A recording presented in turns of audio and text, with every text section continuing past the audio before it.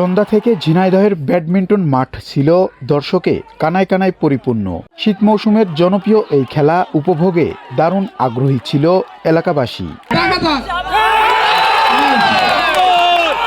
Tanmoy sporting ক্লাবের উদ্যোগে মহেশপুরের সামন্তা বাজারে আয়োজন করা হয় ৮ দলীয় ব্যাডমিন্টন টুর্নামেন্ট। ফাইনালে তন্ময় স্পোর্টিং ক্লাবের হয়ে অভিমোহন জুটির কাছে পাত্তাই পায়নি রাকিব সেন্টু জুটি। ২-০ সেটে তাদেরকে হারিয়ে চ্যাম্পিয়ন হয় অভিমোহন জুটি।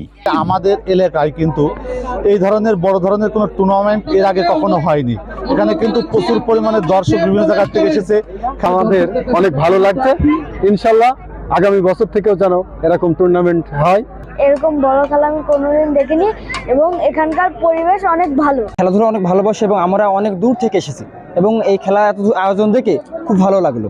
আমার মনে হয় যদি এই ধরনের খেলাধুলা প্রতিনিয়ত আয়োজন করা হয় তাহলে আমাদের যে সকল যুব সমাজরা আছে তারা মাদক এবং মোবাইল থেকে দূরে থাকবে। ফ্ল্যাট লাইটের আলোয় জমে উঠেছিল খেলা। চমৎকার এমন পরিবেশে অংশ নিতে পেরে খুশি সবাই। প্রচুর রিপোর্ট দেওয়া লাগে, ভালো পরিমাণ খাওয়া দাওয়া লাগে। নর্মালি মনে করেন একটা মানুষ যে চাইবে যে এটা অনেক কস্টলি গেম, মনে করেন নর্মালি সবাই খেলতে পারবে না, চাইলেও পারবে না। এদিকে মোবাইল গেমস ও মাদক থেকে দূরে রাখতে এ ধরনের আয়োজন বলে জানান আয়োজকরা।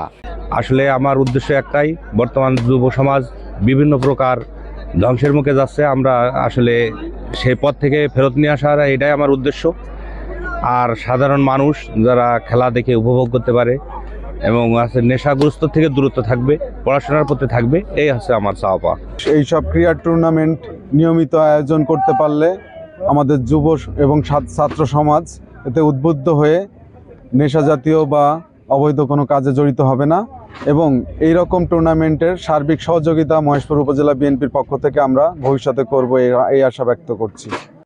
তন্ময় স্পোর্টিং ক্লাবের আয়োজনে ঝিনাইদহ সহ দেশের বিভিন্ন স্থানের ৮টি দল অংশ নেয়। খেলা শেষে বিজয়ীদের হাতে পুরস্কার তুলে দেন মহেশপুর উপজেলা বিএনপি সভাপতি মেহেদী হাসান রনি ও সাধারণ সম্পাদক দবির উদ্দিন বিশ্বাস।